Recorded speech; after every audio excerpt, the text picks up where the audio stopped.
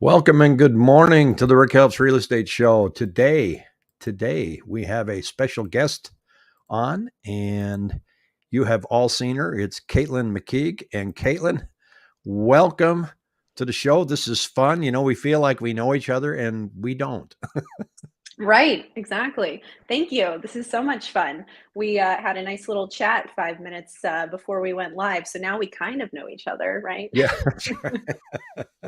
Well, I think, I agree with what you said, that I think it's healthy for us local agents to chat together, because this is not um, there's what do I want to say, a misrepresentation that when I'm selling a house and you're representing the buyer, that we're just adversarial. And I think they just don't know the conversations we usually have on the phone.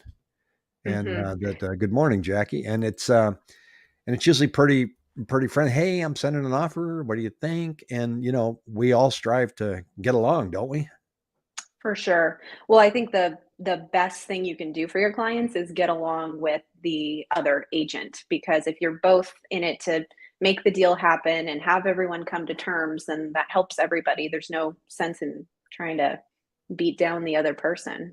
No, I agree. And so tell me a little bit about your channel, because it's rock and roll.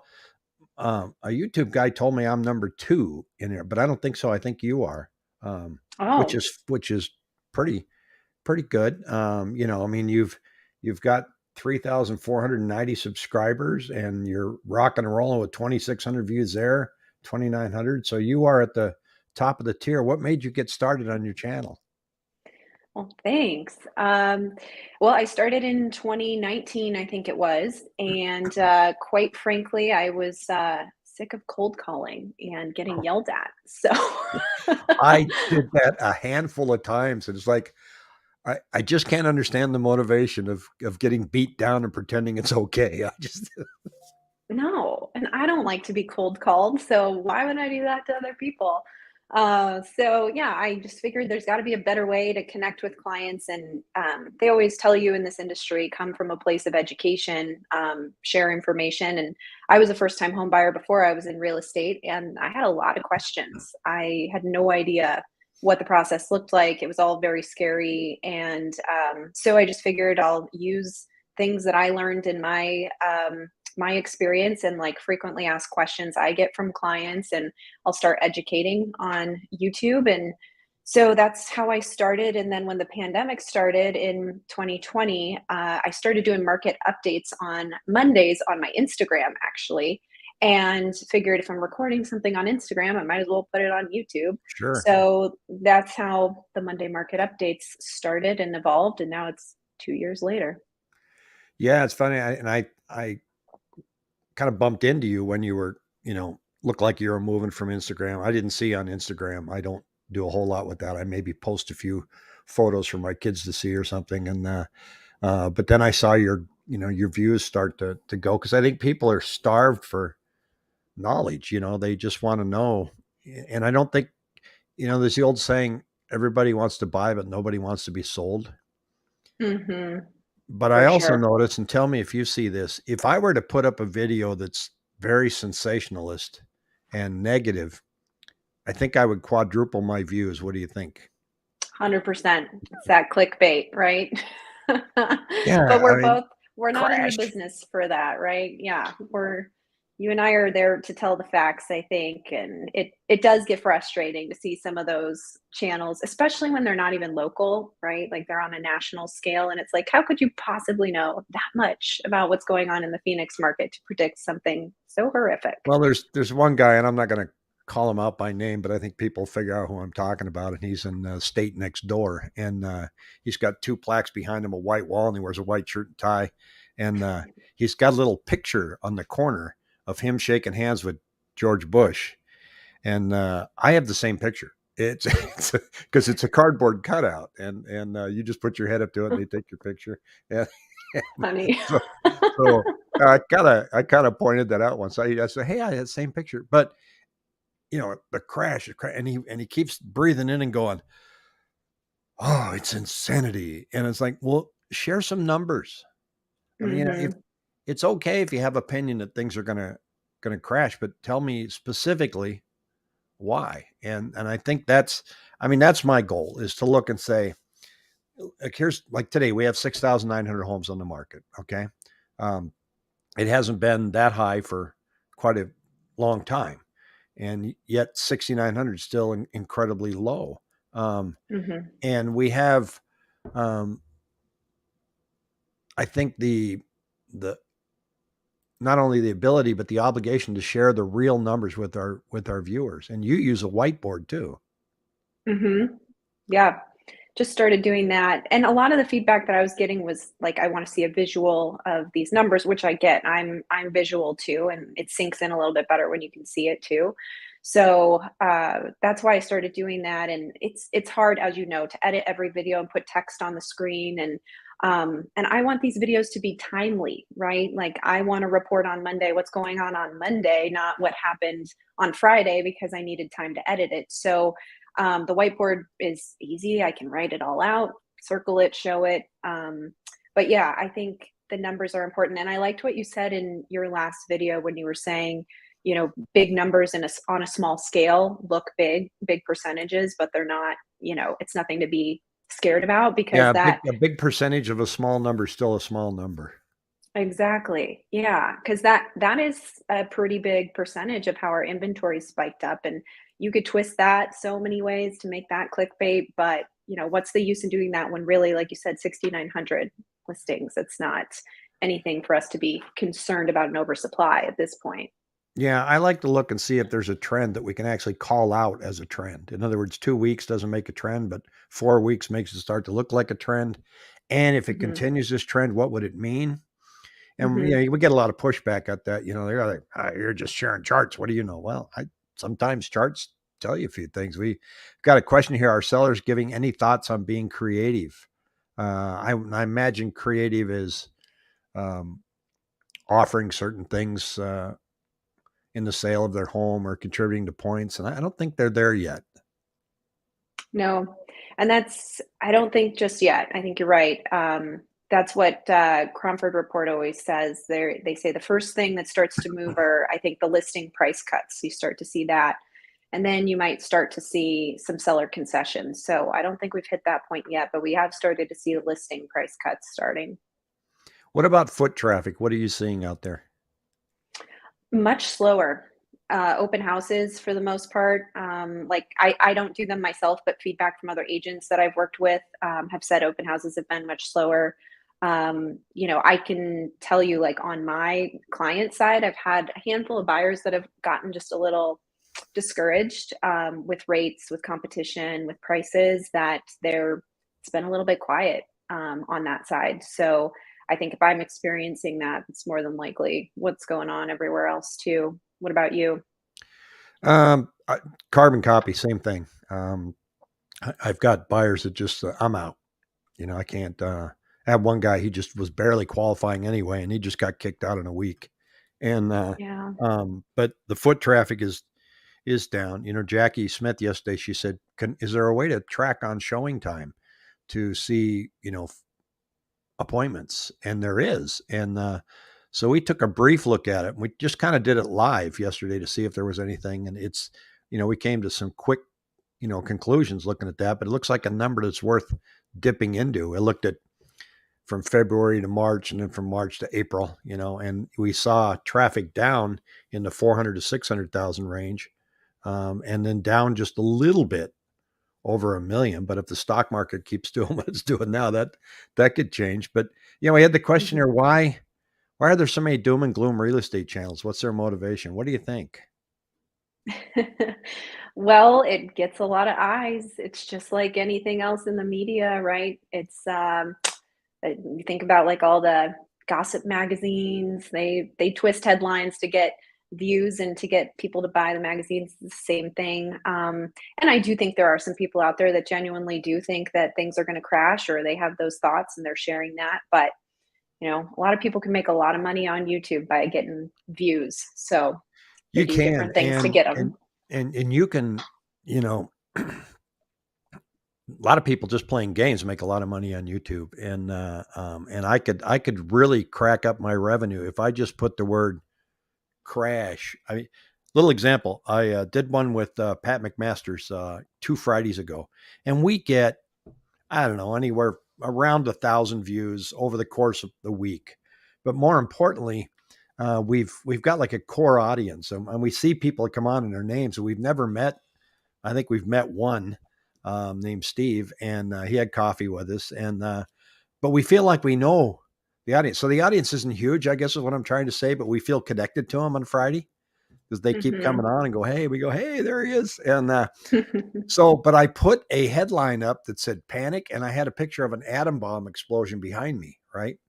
And Uh-huh. basically, I thought we'd talk about it and say, look, it's not time to panic. Things are changing, but my views quadrupled, and it's the atom bomb, Yeah. Yeah. and wouldn't higher interest rates just cause buyers to lower their price range? Yeah, Sean, that's true if they could find anything in that price range. Now, the Cromford Report came out today and said that I think it was 21% of our purchases are investors. Hmm. Um, and here's Mike. Mike says you need more fire in your thumbnails. Yeah, I may just have to do that. So, uh, and we got to thank you for that from Harry. Sensationalism sells. It's the same way when you watch the news. I mean, let's just look at Fox News. Why are they still having alert? It does. They could be talking about the price of ice cream went up a dime, and it would still say breaking news. It does. That's And not. hey, it fools me too. Sometimes I'm like, oh, what is the breaking news? I Oh, know. just that? Never mind. There's no breaking, and there's never breaking news in real estate because it moves so slow. Right. But I Yeah. think, and I know you're a subscriber to the Cromford Report. And look, if you're a real estate agent out there, I think you have to be, don't you? 100%. It is worth every penny. And it, Yep. it gives us so much local data. And it's what I like about it is it's timely. If I go to Hmm. realtor.com or Redfin, it's last month and Cromford's today. Right. And what We're they so they show you what's coming, sort of.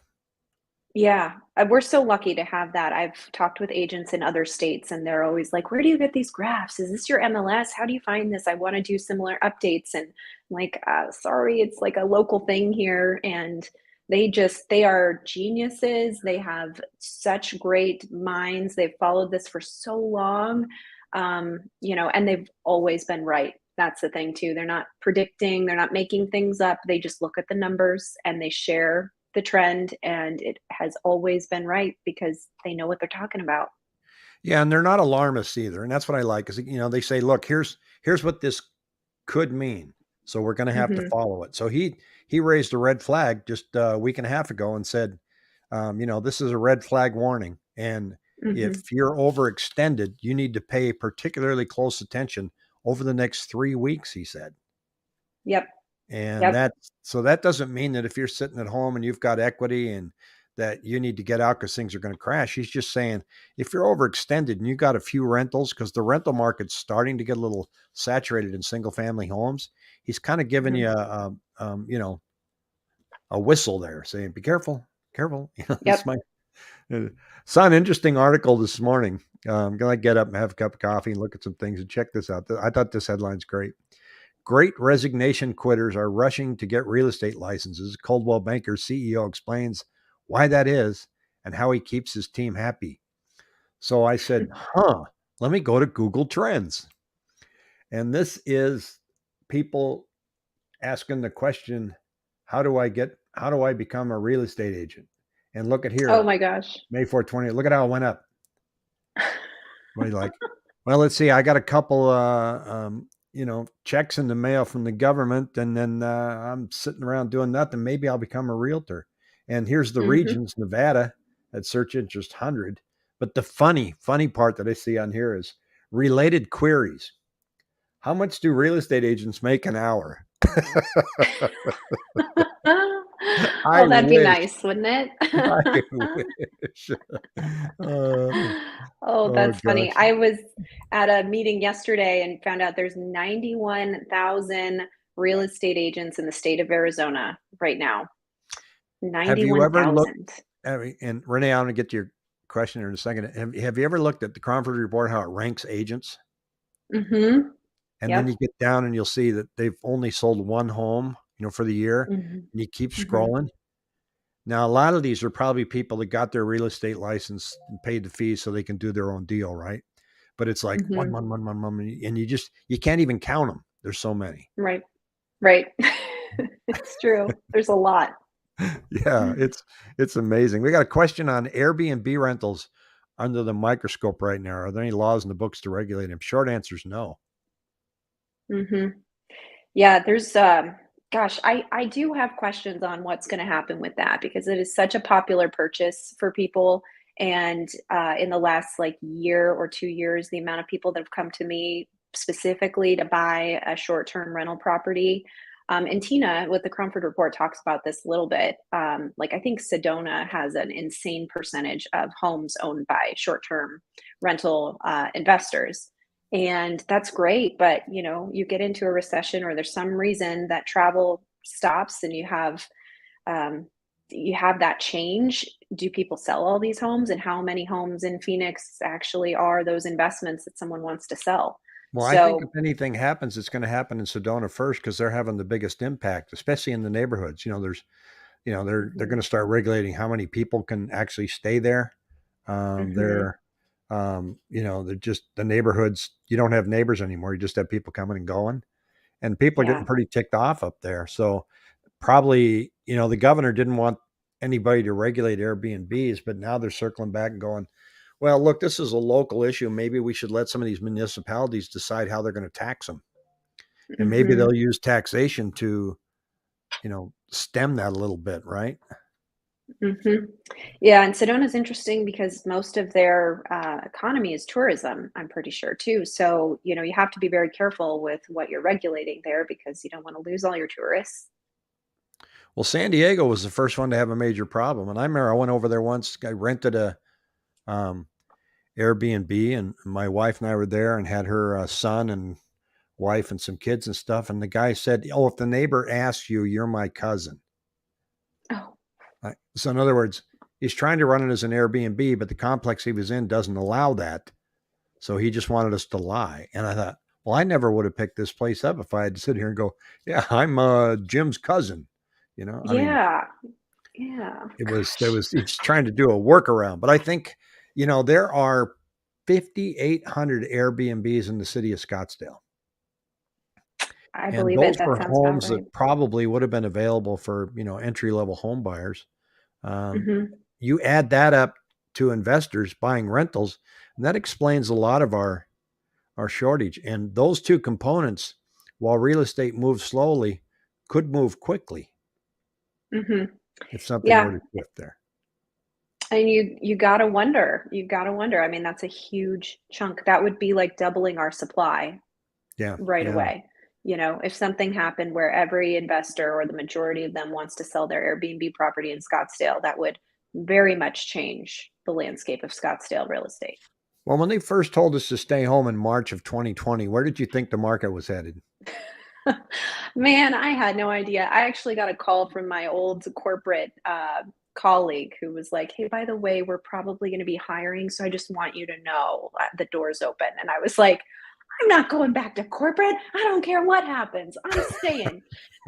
So, but it put a little bug in my mind where I'm like, oh God, what if something does happen? But I think everyone's knee jerk reaction was 2008, right? That's the last traumatic experience we have with the housing market. And you think recession or change or, Well, I just didn't think whatever's the going to math could happen. work. I just didn't see how, when all these businesses were closed and you had to be home by 8 o'clock and everybody in the restaurant business being sent home, and I didn't see the amount of money that was going to be sent from the treasury to individuals, that I just Yeah. didn't see how we were going to recover from that. And we may not have recovered from it. I mean, that's kind of why we have the inflation that we have. But I thought, oh boy, here we go. And that's what Yeah. made me ramp up my YouTube channel, because I had these thoughts about, and I thought, well, why don't I just share what my thoughts are? And if I'm wrong, I'm wrong. And go, but here's what I'm seeing. Hmm. And you can go back and look at my early videos, and I was saying, well, I think this is gonna be bad, and I was wrong. Do cash buyers refi after buying now that rates are higher? Will cash buyers go away? I don't think they ever go away. They, We Buy Ugly Houses has been around for years. Where do you think Yeah. iBuyers are going though? Oh, it's really interesting to think about. I hope they have a different strategy for a different market because their strategy seems to operate very well in a strong seller's market, but when that changes, what else are they gonna do? I don't know. And we've already seen them start to dwindle off, right? Zillow's out, and then you start to see the open door offer pad numbers where they're taking losses on a lot of properties. I think it's OfferPad's the most successful or most conservative in their approach. Yeah, So they're the maybe most they'll still be conservative, around. but I also read that their real goal is to make money on the peripheral connected businesses like title, lending, Mm, mhm. and try to make money that way. In other words, buying and selling and breaking even or perhaps losing will be made up with their other services they offer. And that's certainly been Zillow's intention, but it fell flat. Uh, Yeah, um, yeah, so I appreciate that, Florida.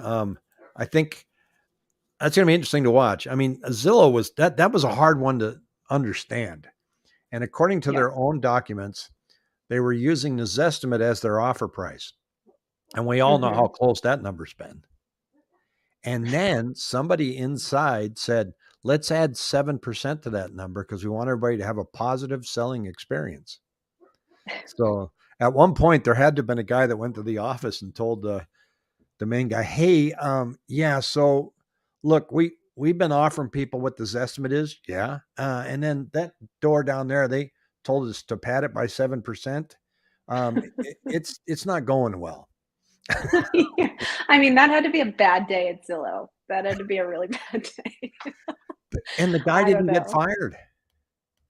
Oh, it's wild. Well, I think it's interesting too how, like Tina has brought this up at Cromford Report that, they had an entire section of their business go out of business because of the Zestimate, yet they're out there predicting openly trends in the market as well as year over year appreciation. And it's getting reported as fact. And it's still all based on the Zestimate after they admitted our Zestimate was wrong. And it's like, why are we still giving credibility to this algorithm? I don't get it. Yeah, there's always been a lot of debate. Look, it's the number one website for people looking at, their home value. Mhm. And I got caught into that before I got into real estate. But Zillow says, um, and thousands of new luxury condos with high HOA. How will these hold if the market gets an influx of supply from Airbnb and out of a lot of those condos aren't even allowing Airbnbs. It's easier to regulate in an HOA in a condo. Um, Mhm. but if we end up getting a bunch of them dumped on the market, I don't know. There's so many factors that can affect the value of a high end condo. Um, Mhm. and I don't know if I'd want to live in a high end condo. I just don't like elevators. I don't mind elevators, but you know, I have a dog, and I'm glad I don't have to get up, go push the button, and walk down and take the dog out, and then come back. Don't pee in the Yes. elevator, Ringo. Yeah. So That would be a transition. Yeah, I those condos are nice, but you got to use all the amenities, right? Otherwise, why pay that HOA fee? Yeah, and then that takes us back to, you know, when we were all told to stay home, all these apartment complexes and condos shut down the gym and shut down the amenities. So now you're going, why am I living here? And so that Mhm. made people go out and start buying homes. And here's a great question. Which real estate site give the best home value estimates? None. Yeah. Yeah. Um, and I realize that's a blanket statement, but what do you recommend? Well, I know it's not quick, but have a realtor give you a value because those are all algorithms. They have no idea what upgrades you've put in your house, what the guy next door has done, anything like that. So it's just going to give you kind of a average based on what's been selling recently and not even in your neighborhood. They look further out than that. So I'm sure you do the same thing, Rick, but when we comp a house, we're looking to stay within the same subdivision if we can. We're kind of following the rules of what an appraiser is going to value the house for because that's what you're ultimately after is to get that appraisal through at the end of the transaction. Yeah, you can check yourself and put your home address in Zillow, put it in realtor.com, put it in Redfin, and you're going to see three wildly different answers. And then you can go to Yeah. my website where it's got home evaluation on that. And I think it's even worse. I mean, Mhm. I don't know if we're using Zillow. It aggregates out to some other kind of, algorithm that looks at it. And it's all it does is it tells me, oh, Bob Smith wants to know what his home is worth. And then I'll reach out to him and say, hey, do you want a closer look? Because, Mhm. Zillow doesn't know what you did to your kitchen. And so it it can give you that flyover range, you know what I mean? Mhm. And I suppose it can tell you whether things are going up or going down based on what you see. But the funniest thing about some of these is, the algorithm keeps going in looking at the data. Real estate prices in your house don't change from Monday to Thursday, but they do No. online. Yeah, yeah. Well, sometimes it's a swing of $100,000 too, and it's like, that's just not even helpful. Yeah, yeah. Yeah, this at Waterbug, I agree. Look at the range. The range is what you got to do. And you have to Mhm. say, I fall partway in this. Um, Oh yeah, Chance, I just sent you that. So Pat and I have this um, report where it works up pretty quick, and it gives you the detail in the neighborhood, and it lets you look, and it gives you a really wide range too. It says here's Hmm. probably what your home's worth, but then it shows you very specifically which house they looked at, and Okay. it's pretty slick. I like it, and we had offered actually, if you send us the address, we send the report out to you. It's not a program that we can share with you Mhm. because um, Zillow doesn't give a value on my house for some reason. They don't want you to move. They want you to stay right there. So Yeah. Yeah, that's interesting. Maybe it's if it's a newer house, that might be why. I think I've had a few of those, like, brand new builds, they don't always know what to give. speaking of brand new builds, I don't know if you're following this series on Channel 12 about the water shortage. Yeah, I've been following is not that one specifically, but just news in general of what's going on, and I watched your video about that the other day, that was interesting. Well, that new development they're putting out it's going to go all the way from Queen Creek up to Apache Junction, and when finished, it'll populate 1 million people. That's how big this project is, right? And it's Mhm. all the way out to Gold Canyon. I mean, the whole swath. So they bought this from the state land trust, and then they're going to parcel it out. But they came out this, I think, last night, and I saw the news story on it this morning. They don't have any water. In other words, there's no canal system that goes down there, and there's no underground water. They can't tap into the aquifers. So they've got this huge plan for 1 million people, and they already don't have water. And then yesterday, I saw news that not New River, Rio Verde, which is east of Fountain Hills, Mhm. they're getting their water cut off in December. Just Yeah. Yeah, that's, so in order for them to start working on the subdivision plans, they have to prove that they have that 100-year water assurance, right? So they just haven't gotten past that point?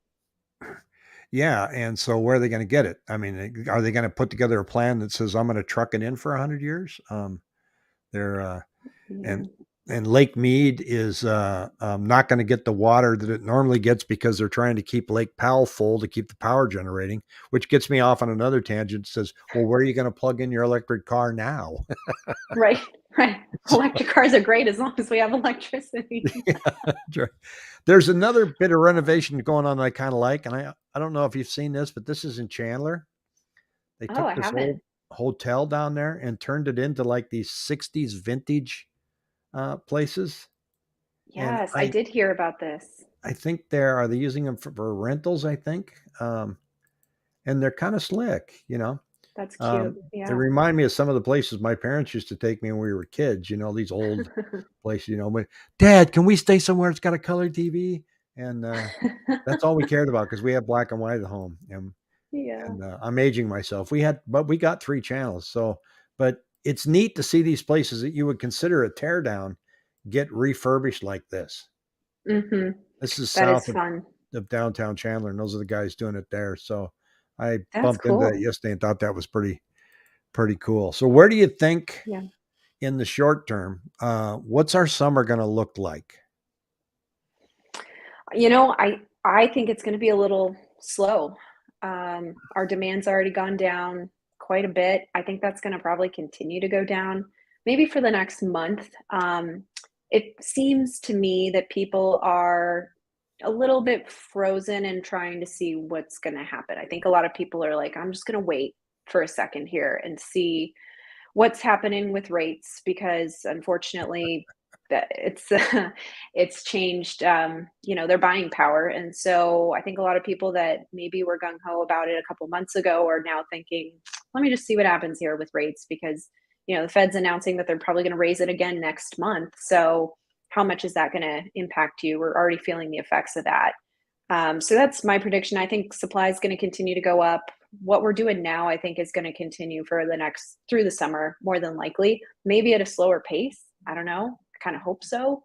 Worries me a little bit how quick supply is coming out, but I don't know. What do you Well, think? I'm kind of a cheerleader for more supply because, for buyers, it's just been, I called this the year of the buyer beatdown. And it'd be Mm. nice to be able to, right now if you go home to sleep on it, you might not get to sleep in it. So you got to write the offer as soon as you're in the house and you got to get it over there as fast as you can. And nobody gets to go home and sit at the kitchen table and go, well, honey, what do you think? Yeah. And it'd be nice to see that part of the market return. And Waterbug, no, not black and white TVs. So I mean, he said, "What's black? Not only were they have black and white TVs, but the old remotes, they used to be they would they would ping. You would click to change the channel and go ding, ding, and if that didn't work, you'd pick up your car keys and shake it, and the television would change channels. So it'd be kind of fun to go to a relative's house and just shake car keys when you're walking by the TV. So demand wasn't really that high. Didn't take much for it now to seem low.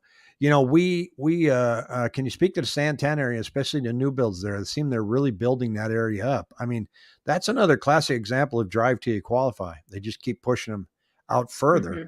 and Hmm. getting these built up. They made a huge mistake out there in 2006 and 2007. The quality of the homes that they built back then were not great.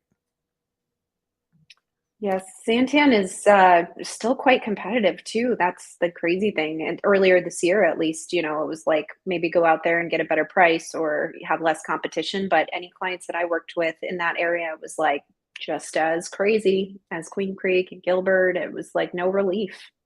Yeah, you couldn't find any relief anywhere. You couldn't. You can go. Well, I'm going to go up to Surprise. Nope.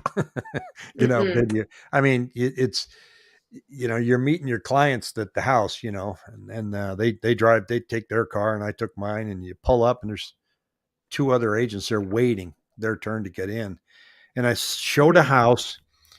Oh, I want to say this was maybe 4 months ago, and it was in the historic district in Phoenix. And the agent was letting people overlap their appointments on showing time. Mm-hmm. Normally, you can get your own private 15-minute window, and this house needed a ton of work, and I mean, it was awful, and it was being sold. The guy had passed away, and his brother was selling it, so he was sitting in the living room, and he'd get mad if he didn't close the door right away because he had the AC going. And this agent walks up, and she goes, I'm 1045. And I said, yeah, so am I. So is her. So is he. We're all 1045. And she goes, Yeah. well, I'm going to go in. And she says, then I'll come out when I'm done. And then you guys can go in. Just really cocky. And I said, well, Hmm. I got to tell you, once you open that door, we're all going in. So, but it was, they were lined up on the sidewalk, Caitlin. I know. I And saw along it. comes this agent saying that she's got her own private 15-minute window. I go, knock yourself Yeah. out. Yeah, yeah. Gosh, I know. It was insane. I felt like things were very crazy last year and working with a lot of buyers, it was very tough.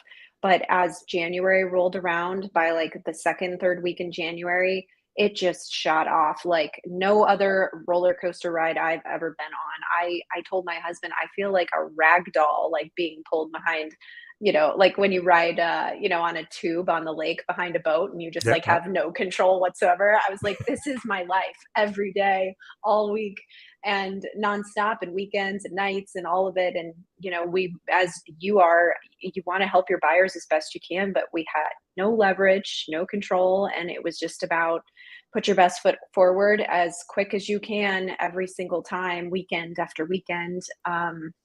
So yes, I'm with you. I think some new supply would be nice. Let's level things off a little bit. I just want to stay away from an oversupply all of a sudden happening. So that's the only concern I Yeah, have. and that's the nice thing about the Cromford Report, and you probably see too, that I track the 7-day moving average. I pull this up, I input it myself, and just Nice. because it gives me a better feel for the numbers, and you can Mhm. see that our sales, while they're down, and but they've been down, so they haven't been huge, but Mhm. they've been enough, um, to like Waterbug says here, demand wasn't really all that high. Didn't take much for it now to seem low. And he's correct. It never really was that high, but it hugged so close to the numbers of homes that are coming on because supply was sold that it seemed like there were multiple buyers out there when there really wasn't. There was just enough, and 80% of the homes were getting sold as they came up. One Mhm. thing not discussed a lot for Santan is the 24 is nearly completed to Ironwood, and that gets a fair amount of attention. Yeah, the 24. I mean, gosh, driving to Santan, if somebody wanted me to show a house out there, you just go, oh, I got to go down that Mhm. 2-lane road. It's like going to Yes. Maricopa. Like, no. Yes, and it lasts forever. Stop Yeah, and go. Yep, yeah. I know. Somebody That'll just be good. sneezes and the whole thing just freezes. I know. You're like, "There must be an accident." Yeah, yeah, yeah. City The city accident out was I there. took What is this road. That's it. Yeah, Well, that's Caitlin, it it. was a pleasure to talk to you, and I'm glad that you could come You on, and I too. hope everybody enjoyed it. And we're starting a news show format. I think I shared with you early, and it's going to be with Jackie Smith and Pat McMasters. And it looks like that it's going to come out on Thursday evenings, and it's just going to be a recap of the week, and it's going to be kind of rapid fire. And we want to interview agents as well. How did your week go? What did you see? And love to have you back on. So Oh, I'd love to. Thank you. so This is so fun. this is what is this? I live in Flagstaff. We had 12 noon appointment. Apparently, this home 2 acres had two agents, one at 10, one at 11. We arrived and the keys and the box were missing. You know what? I've done that. I went to do open house once, and I think I went home. I still had the keys in my Oh, no. pocket, and Jackie appreciated. And Kyle here ending this says, you say a normal inventory is about 15,000 homes. What's a normal sales? Well, normal inventory is about 27,000 homes in this market, I think. Mhm. Yeah. And when I go to Cromford Report, let me see if I can pull this up while I've got, I don't like to leave a question hanging. So let me bear with me while I walk this one through. Yeah, I'm They've trying to got think. extremes, right? Mhm. And for some reason it went away when I drifted it over there. So um, I like that. Have you ever trolled around in that extremes before? Um, Uh-huh. Yeah, it's interesting. where is it? Um, I just went into sales per year right Here it is, now, annual extremes. sales rate. Okay. Okay, so this shows you um, active listings. Our high was 58,000, our low was 81, and typical's 27,000. And then you look at um, let's see, this is sales per month. Mhm. 11,000 for a high, a low of 2,500 for a month. That was back in 2008, and 7,165 for a month is typical. So, I mean, you got to take There you that with a go. grain of salt. But months of supply is interesting. Right now, we're less than 1 month, and average Mhm. is 4.3. So that's the number to follow. So I think watch it. You don't have to watch it every day. You'll get real tired of us. So Yeah. look forward to having you back on the show soon. And thanks again. Yeah, thank you so much, Rick. Good to Take see you. care.